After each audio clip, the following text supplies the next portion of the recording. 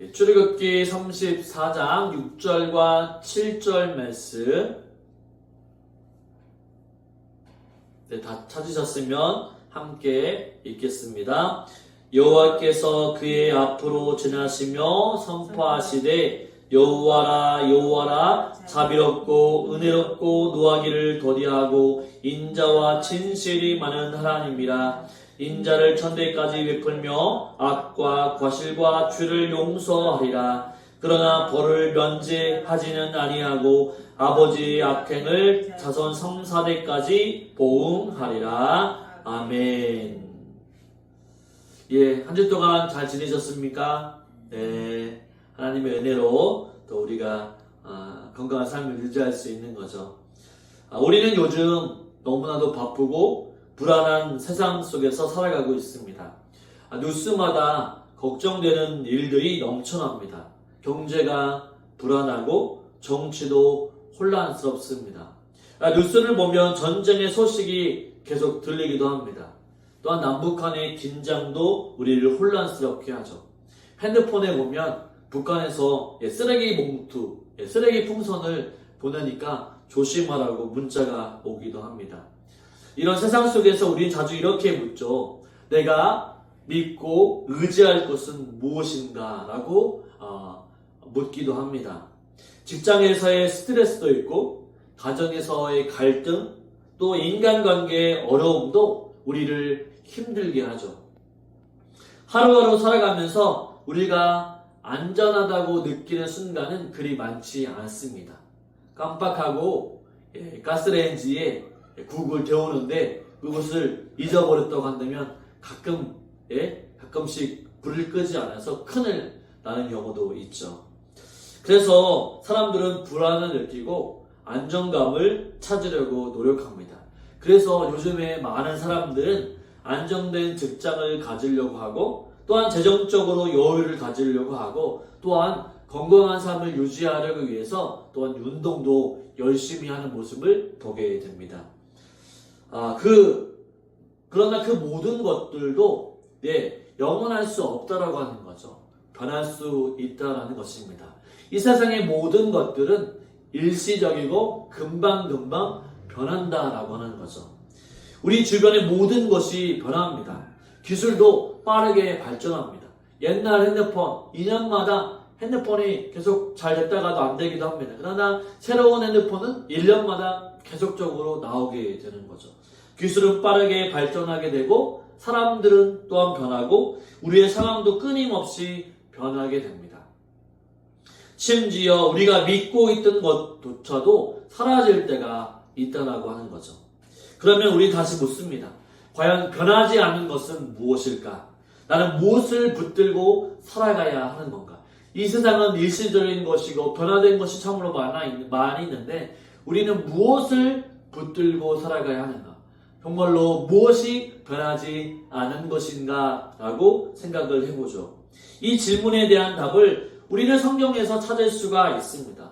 오늘 우리가 함께 읽어본 출애굽기 34장 6절과 7절 말씀에서는 하나님께서 출애굽을 이끌었던 모세에게 이 시내산에서 하나님께서 말씀해 주시는 장면입니다.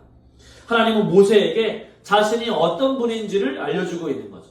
자비롭고 은혜롭고 변하지 않는 분이라고 하나님은 자신을 말씀해 주시죠. 이 말씀을 통해서 우리는 하나님이 누구신지 우리가 왜 그분을 믿어야 되는지 본문을 통해서 한번 살펴보기를 원합니다. 그래서 흔들리는 세상 속에서도 변치 않는 하나님이란 제목으로 함께 은혜를 나누기를 원합니다. 여러분 우리는 알고 있지만 하나님을 우리 믿잖아요. 하나님을 믿는데 여러분 하나님을 누구라고 생각하시나요? 하나님을 어떤 분이라고 생각하십니까? 첫째로 하나님은 자비와 은혜가 풍성한 하나님이다라고 성경은 말씀하고 있습니다. 우리 6절 말씀을 한번 읽어볼까요? 6절 말씀 같이 있습니다. 여호와께서 그의 앞으로 지나시며 선포하시되 여호와라 여호와라 자비롭고 은혜롭고 노하기를 더디하고 인자와 진실이 많은 하나님이라. 아멘. 오늘날 사람들은 경쟁과 또한 성과의 압박 속에서 바로 자신의 가치를 인정받으려고 애쓰고 있습니다. 조금이라도 자기가 높은 가치와 재능을 드러내야만 살아날 수 있기 때문이죠. 우리는 종종 실패하거나 기대에 미치지 못할 때 좌절하기도 합니다. 내가 어떤 걸 잘하는 사람이라고 생각하고 있는데 그 일들을 하지 못했을 때 좌절감을 느끼기도 하죠. 사람들로부터 실망을 안겨주거나 인간관계 가운데 갈등을 경험하게 되면 스스로를 정죄하면서 이렇게 얘기합니다. 나는 부족하고 연약한 사람이구나 라고 생각을 하게 되죠. 자, 그러나 하나님의 사랑은요, 그러나 내가 그렇게 생각할지라도 나는 아무것도 할 수 없고 부족하고 연약한 사람이다 라고 생각할 수 있지만, 그러나 또한 세상도 그렇게 나를 평가할 수 있지만, 그러나 단 한 번 하나님은 우리에게 그렇게 평가하지 아니하시고 우리를 가장 무한하게 사랑하고 인정하고 사랑받을 수 있는 자격이 없음에도 불구하고 우리를 사랑해 주시는 분이 바로 우리 하나님이라는 사실이죠. 하나님께서는 자신을 자비롭고 은혜로우신 분이다라고 오늘 본문 6절에서 얘기해 주고 있습니다. 그 자비와 은혜는 각각 그 의미를 넘어서 서로 연결되어서 더욱 깊은 의미가 담겨져 있습니다. 자비란 여러분 무엇일까요? 자비. 어떻게 보면 불교에서 많이 쓰는 단어가 자비잖아요. 하지만 성경도 바로 자비라고 얘기하고 있습니다. 자비가 무엇입니까? 자비란 우리가 고통과 실패 속에서 있을 때 하나님이 우리를 불쌍히 여기시고 돌보시는 마음, 바로 그것이 자비입니다. 하나님은 끊임없이 우리를 돌보신다라고 하는 거죠. 지쳐 있을 때 하나님께서 사람들을 통해 먹을 것을 주시고 회복시켜 주시는 분이 바로 우리 하나님이시죠. 성경에 보면 엘리야가 있습니다. 우리가 저번에 보았던 엘리야, 아합으로 인해서 도망치잖아요. 또 이세벨을 통해서 도망치다가 이제 못 살겠다, 이제 난 죽고 싶다라고 했을 때 하나님이 까마귀와 또 여러 가지 것들을 까마귀를 통해서 음식도 물도 제공해 주면서 다시 지키시고 보호하시는 장면들을 볼 수가 있습니다. 또한 자비뿐만 아니라 은혜가 무엇인가? 은혜. 여러분, 우리 신앙생활 하면서 은혜 얘기하잖아요. 나는 은혜 받았습니다. 또한 내가 어떨 때는 은혜가 떨어졌습니다. 내가 은혜를 받아야 되겠습니다. 라고 하는 말을 하잖아요. 그 은혜가 무엇인가? 은혜는 자격이 없는 자에게 일방적으로 좋은 것을 주시는 하나님의 바로 사랑을 의미합니다. 자격이 없음에도, 그럴 만한 자격이 없음에도, 사랑받을 것 자격이 없음에도, 은혜 받을 자격이 없음에도 불구하고 하나님이 거저 베풀어 주시는 사랑, 그것이 바로 은혜라고 하는 거죠. 이것을 더욱 잘 알기 위해서는 이 누가복음 15장에 보면은 탕자의 비유가 나옵니다. 우리 다 알고 있죠. 탕자의 비유. 탕자는 아버지의 자산을 미리 받아서 바로 유산은 죽었을 때 나눠주는 거잖아요. 근데 이 둘째 아들은, 이 탕자는 바로 살아있는 아버지에게 자신의 재산을, 남겨줄 재산을 미리 달라고 얘기합니다. 그리고 그것을 가지고 아버지의 집을 떠나서 먼 타지에서 흥청망청 쓰고 나중에 다 없애버리고 말죠. 그래서 먼 타지에서 결국 돼지가 먹는 음식으로 말미암아 끼니를 떼고 있을 때 이 아버지의 집을 생각하게 됩니다. 아버지 집에 가면 먹을 것도 많고 있는데 내가 아버지의 집을 가야 되겠다. 이제는 아버지를 부를 수 없고 내가 종으로 가서 살아야 되겠다라고 마음 먹고 아버지를 찾아가게 되죠. 하지만 아버지는 아들이 오는 것을 보자마자 달려가 끌어안으면서 환영하면서 잔치를 베풉니다. 종으로 받아들여지는 것이 아니라 아들로 다시 받아들여지면서 그에게 귀한 음식도 제공하고 그에게 또한 은가락지를 끼워주면서 아들로 대우하는 것을 볼 수가 있습니다. 바로 이 이야기는 하나님이 자비롭고 은혜로우심을 생생하게 보여주고 있는 거죠. 우리의 잘못에도 불구하고 하나님은 언제나 돌아오기를 기다리시면서 우리를 기다리고 계시는 분이시죠. 우리가 돌아오기만 하면 하나님의 자녀로 인정해 주시고 우리의 필요한 모든 것들을 채워주시는 분이 우리 하나님 아버지라는 것입니다. 우리는요, 스트레스를 받고 또한 실망 속에서 자주 실패하게 됩니다.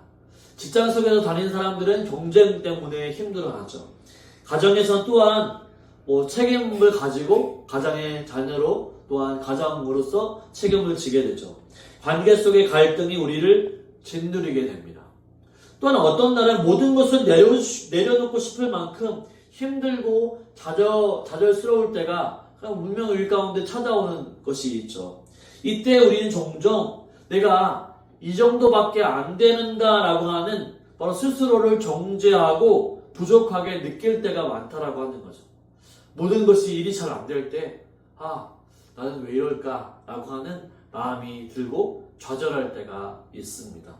이런 순간에 하나님의 자비와 바로 은혜는 우리에게 큰 위로가 됩니다. 세상이 내가 어떤 일로 인해서 좌절하고 넘어져 있을 때 세상은 우리를 그렇게 판단하고 내가 나쁜 놈이라고 나는 그렇게 연약하고 부족한 사람이라고 낙인 찍을 때 그러나 하나님만큼은 우리를 너무나도 사랑하고 계신다는 사실입니다. 우리가 자격이나 조건이 없다 할지라도 하나님은 무조건 우리를 사랑해 주신다라고 하는 거죠. 시편 103편 13절은 이렇게 얘기합니다. 아버지가 자식을 긍휼히 여김같이 여호와께서는 자기를 경외하는 자를 긍휼히 여기시나니 라고 얘기합니다. 바로 아버지가 자녀를 긍휼히 불쌍히 여김같이 하나님이 우리들도 불쌍히 여기시고 우리를 보호해 주신다라고 하는 거죠. 우리의 약함과 한계를 가장 아시며 우리가 실패 가운데 있을 때 절대로 정죄하지 아니하시고 우리를 있는 그대로 받아주시는 분이 우리 아버지 하나님이라고 하는 사실이죠. 우리 동네에 보면요, 어린 자녀들이 있는 것들을 보게 되죠. 어린 자녀를 키우는 부모님들이 참으로 많이 있습니다. 어린 자녀들은 길을 가다가 균형을 잃어버려서 바로 넘어지는 경우가 종종 있습니다. 우리도 마찬가지로 손주들을 돌볼 때 손주들이 가다가 어릴 적에는 가다가 길을 잘 걷지 못하기 때문에 종종 넘어지는 경우가 있죠. 이때 넘어지는 아이를 안아주는 어머니를 떠올려 보십시오. 아이는 걸음마를 하다가 넘어지면 어머니는 야 똑바로 걸어야지 왜 못 걸어? 라고 화를 내지 않고 어떻게 합니까? 달려가서 아이를 품에 안고 안아주면서 잘할 수 있다라고 도닥여 주는 것이죠. 아이가 다시 일어날 수 있도록 용기와 사랑을 베풀어 주는 것이죠. 바로 이런 마음이 하나님의 마음과 같다라고 하는 것입니다. 오히려 하나님의 마음은요, 오히려 더 크다라고 하는 거죠. 우리가 넘어지고 지체하고 또 좌절하고 넘어진다 할지라도 하나님은 우리를 품에 안으시고 괜찮다, 잘했다, 더 잘할 수 있다, 그대로만 있으면 된다 라고 하나님은 우리에게 그렇게 포근하게 말씀해 주시죠.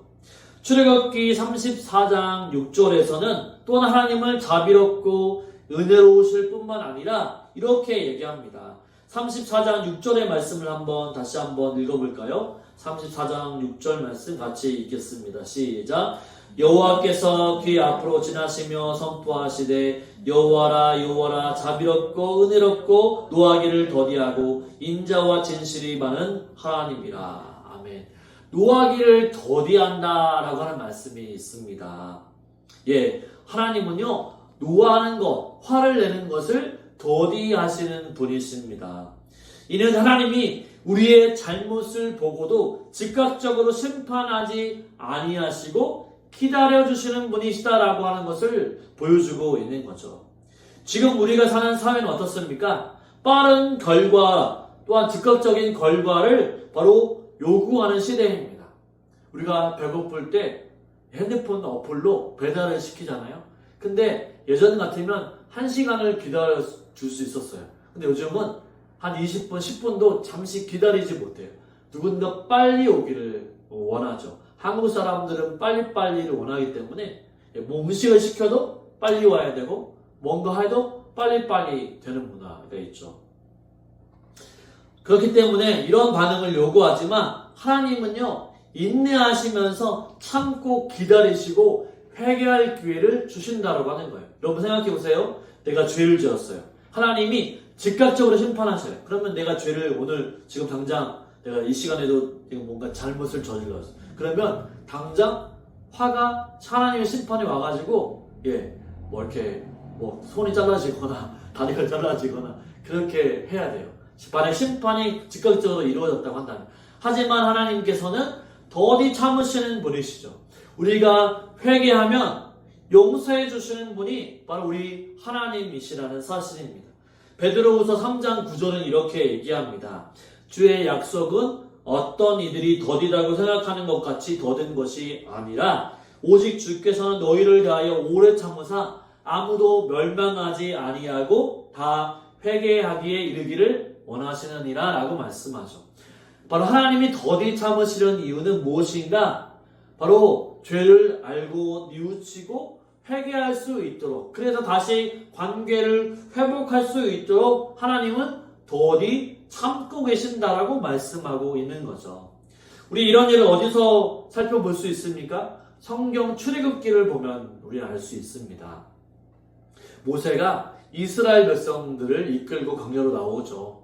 이 광야는 무덥고 물도 없고 음식도 없습니다.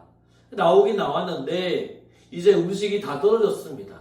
그러자 어떻게 하나님께 기도해야 하고 하나님께 부르짖어야 하는데 이스라엘 백성들은 하나님을 원망했죠.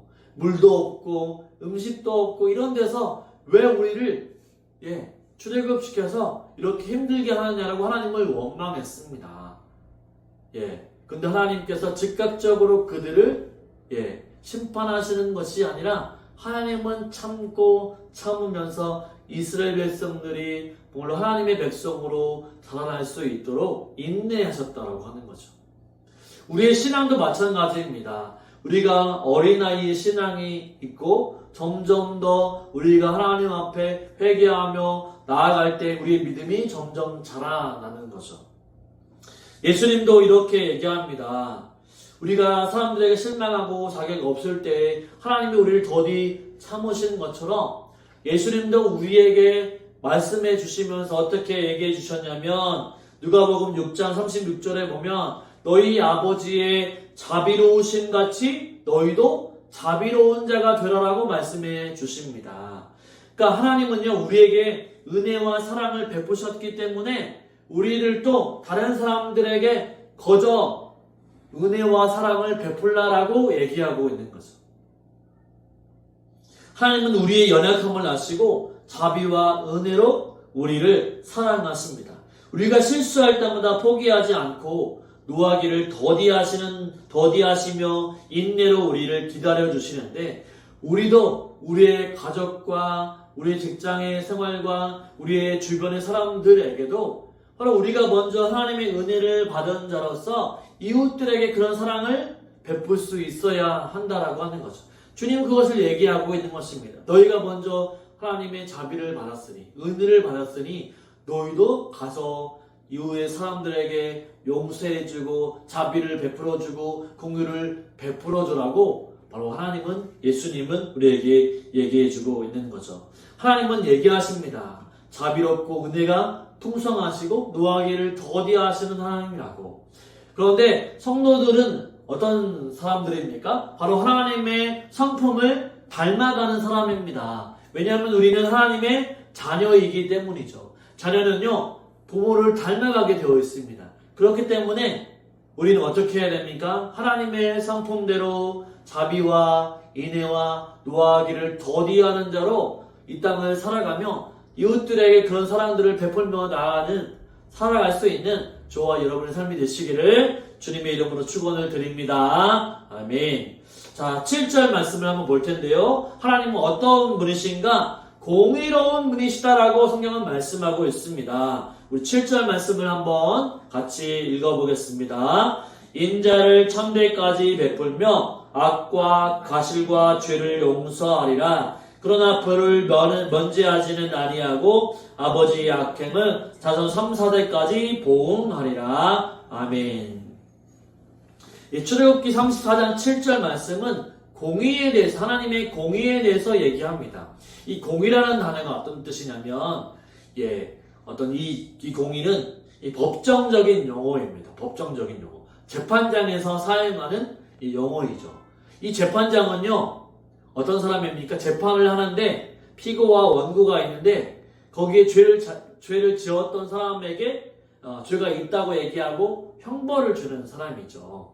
그런데 그 재판장이 이 뇌물을 받거나 개인적인 사심으로 재판을 한다고 한다면 그 재판은요, 어떻게 될까요? 불공정하겠죠. 공정하지 않습니다. 그러나 하나님은 이 공의롭다라고 하는 말은 무엇이냐면 사심이나 어떤 것들로 판단하지 않고 오직 하나님의 공의로우신, 하나님의 어떤 철저한 어떤 잣대로 말미암아 바로 그렇게 판단하신다, 심판하신다 라고 하는 것을 우리에게 말씀해 주고 있는 것이죠. 7절 말씀은 하나님이 용서와 공의를 동시에 이루신 분임을 말씀해 주고 있습니다. 하나님은 어떤 분이시냐면 죄에 대해서는 물으시는 분이시죠. 하나님 분명히 심판하신다라고 말씀해 주시죠. 오늘 또 보면 7절에 보면 벌을 면제하지 아니하고 아버지 약항을 3, 4대까지 보응하리라 라고 얘기합니다. 벌을요 면제하지 않겠다라고 하는 거예요. 바로 하나님은요 죄가 있으면 죄에 대해서 심판하시는 분이십니다. 이런 것일 수 있죠. 우리가 주님 전에 분명히 우리가 나이가 있고 언젠가는 하나님의 심판대에 서게 됩니다. 그렇지만 그러면 우리가 심판대에 서기 때문에 다 지옥 가야 되냐? 그건 아니라고 하는 거죠. 왜? 우리는 다 지옥 가야 마땅한 사람들입니다. 그런데 우리의 죄를 누가 담당하셨습니까? 바로 예수님이 우리의 모든 죄를 담당하셨죠. 우리가 과거에 지었던 죄, 지금 짓고 있는 죄, 미래의 죄까지 바로 예수님이 모두 다 담당하시고 십자가에 죽으셨습니다.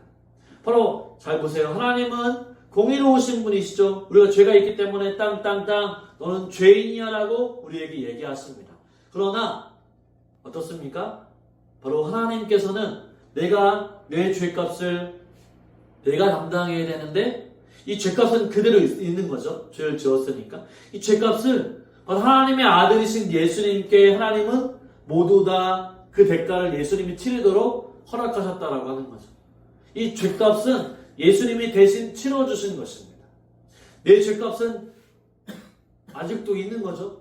내 죄값은 커요. 하지만 그 최 큰 대가를 예수님이 친히 짊어지셨다라고 하는 것입니다. 죄값이 없어지는 것이 아니라 예수님이 그 죄값을 지시고 십자가에서 우리를 위해서 죽으셨다라고 하는 거죠.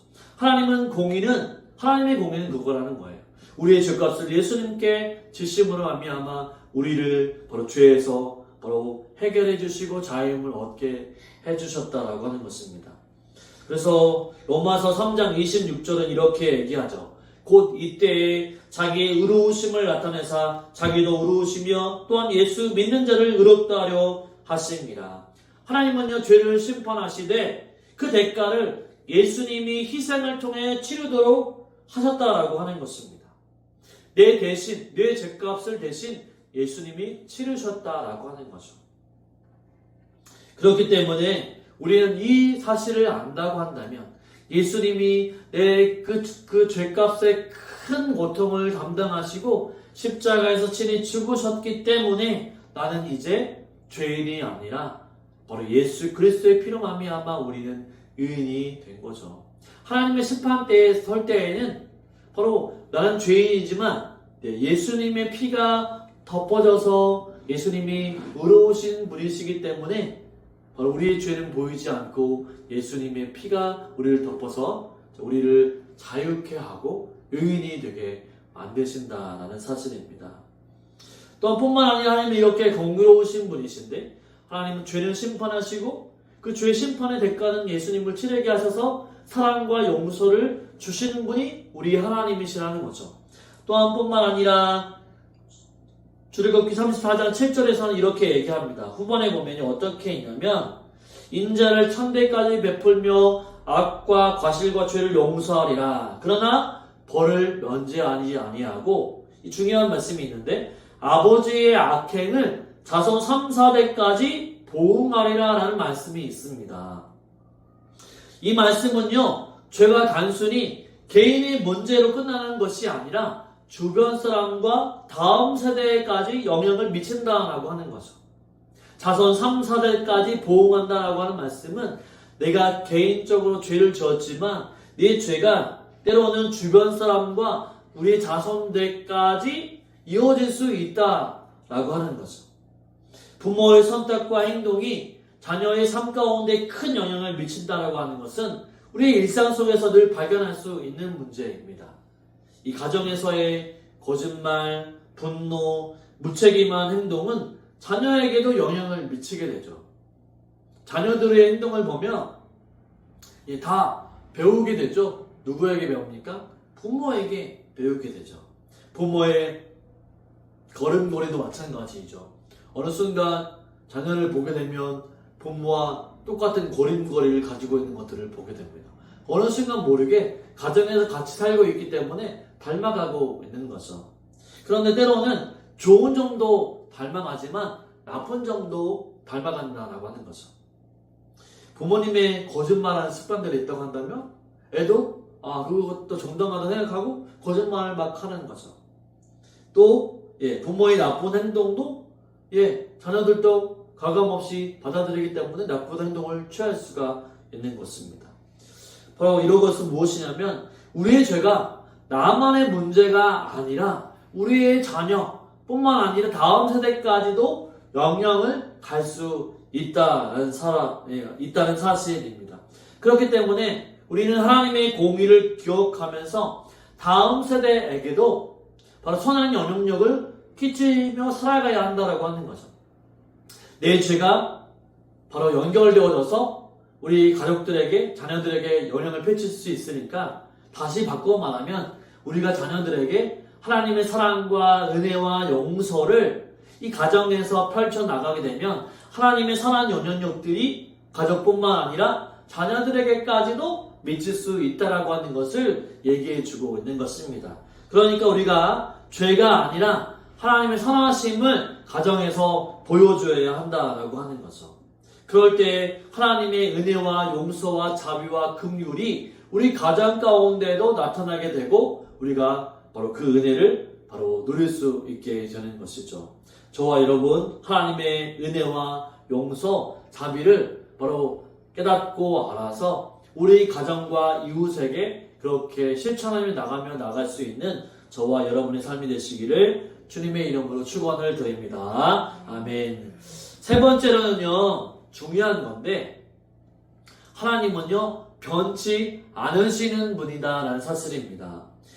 출애굽기 34장 6절과 7절에서는 우리는 또 하나의 진리를 배우게 됩니다. 그것은 무엇이냐면 하나님은요 절대로 변하지 않으신 분이라는 사실입니다. 한번 생각해 보세요. 하나님이 변하신다. 감정에 따라서 변한다. 우리 감정을 보세요. 우리 감정은요 어떻습니까? 기쁜 일이 생기면 모든 것이 용납이 되고 순간 기분이 나쁘면 굉장히 화를 내고 분노를 내고 짜증을 내죠. 여러분 만약에 하나님이 그런 분이시라고 한다면 어떨까요? 우리가 하나님께 뭔가 잘못했어요. 그럼 하나님이 막 짜증을 내시는 거예요. 하나님 화를 내고 막 분노를 내고 막 그래가지고 막 천둥 번개를 치고 막 우리에게 뭔가 하신다고 한다면 하나님 이런 분이라고 한다면 우리가 살 수 없겠죠. 그래서 부들부들 떨겠죠. 그래서 하나님께 잘 보이려고 막 기도도 더 열심히 하고 막 예배도 더 잘 드리고 막 뭔가 하겠죠. 하나님이 막 변화무쌍하시는 분이라고 한다면. 그런 하나님은요 그거와 전혀 상관없이 변하지 않는 분이라는 사실입니다. 인자와 진실은 하나님이 언제나 신실하시고 변하지 않는 분이라고 해요. 그렇기 때문에 생각해 보세요. 하나님이 우리를 한 번 사랑하시면요 어떻습니까? 인간은요 서로 사랑하면 사랑이 변하잖아요. 그죠? 연인들끼리 사랑도 변합니다. 예? 또 결혼하시면서도 마찬가지잖아요. 부부의 사랑도 변하게 되죠. 그런데 하나님의 사랑은 변치 않으잖아요. 변치 않으시잖아요. 그러면 하나님이 우리를 사랑한다라고 말씀해 주시면 그 사랑은 흔들리지 않고 변하지 않는 것이죠. 하나님은 우리를 사랑한다라고 고백하고 우리를 사랑의 자녀로 삼아주시면 바로 끝까지 영원까지 우리를 사랑하십니다. 우리가 기도하지 않거나 예배드리지 않거나 그것과는 상관없이 하나님은 우리를 사랑하시는 분이라고 얘기하고 있는 거죠. 하나님 그렇게 우리에게 변하지 않고 우리를 사랑하시는 분이십니다. 오늘날 우리는요 빠르게 변하고 있는 세상 속에서 살고 있습니다. 기술은 계속 발전하고 사회는 하루가 다르게 변하고 있는 거죠. 사람들의 생각과 문화도 빠르게 바뀝니다. 그러다 보니까 우리는 종종 불안함을 느끼죠. 어제의 안정감이 오늘은 사라질 수가 있기 때문입니다. 그래서 우리는 무엇을 믿고 살아가야 할까 질문을 던지게 되죠. 우리가 믿고 의지하고 살아갈 이유는 바로 하나님이 계시기 때문입니다. 모든 것은 변한다 할지라도 하나님은 변하지 아니하시는 분이시기 때문이죠. 하나님은 항상 동일하십니다. 우리가 죄 가운데 있다 할지라도 우리를 끊임없이 사랑하시고 인내하시고 자비하시고 우리를 기다려 주시는 분은 하나님밖에 없다라고 하는 거죠. 사람은요 변합니다. 세상은 변합니다. 따지고 묻고 그것을 또한 어떤 가치로 분명히 재겨서 사람들을 대하죠. 하지만 하나님의 사랑은요 절대로 재고나 또한 어떤 분량으로 따지지 않습니다. 그냥 있는 그대로 우리를 사랑하시죠. 현대사회에서는 사람들이 쉽게 약속을 깨는 경우도 많죠. 직장에서 일이 잘 풀리지 않으면 쉽게 떠나가고 인간관계도 어려움이 생기면 관계를 끊는 경우도 많습니다. 심지어 가족관계로도 갈등이 일어나기도 하죠. 이런 가운데 우리 주변의 사람들은 떠나가지만 하나님은 결코 우리를 떠나지 아니하시는 분이십니다. 예수님이 우리 안에 계시고 성령 하나님이 우리 안에 계시죠. 주님은 절대로 우리를 떠나지 아니하시고 또한 절대로 우리를 버리지 아니하시는 분이십니다. 하나님은 결코 우리를 변하지 않죠. 변하지 않는 게 또한 무엇이냐면 하나님이 변하지 않으신다라고 하는 것은 성경에 있는 하나님의 약속도 변하지 않는다라고 하는 사실입니다.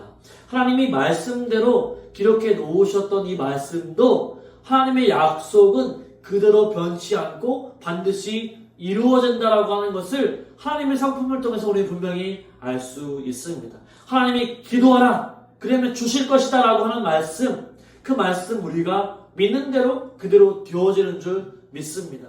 하나님의 말씀은 절대로 변치 아니하신다라고 하는 거죠. 하나님은 약속하신 것으로 그대로 우리에게 이루시기를 원하시죠. 그래서 우리가 성경을 읽을 때 기도하라 그러면 하나님께서 주신다라고 하셨기 때문에 우리는 기도하는 것이고 믿어라 라고 하실 때에는 또 믿는 것이죠. 왜냐하면 하나님의 약속은 변하지 않고 그 약속대로 이루시는 분은 바로 하나님이시기 때문이죠. 저와 여러분, 이 흔들리는 세상 속에서 누구를 믿어야 할까요? 바로 이 세상은 변합니다. 그러나 변하지 않으시는 한 분, 오직 하나님을 믿고 의지하며 나아갈 수 있는 저와 여러분의 삶이 되시기를 주님의 이름으로 축원을 드립니다. 아멘.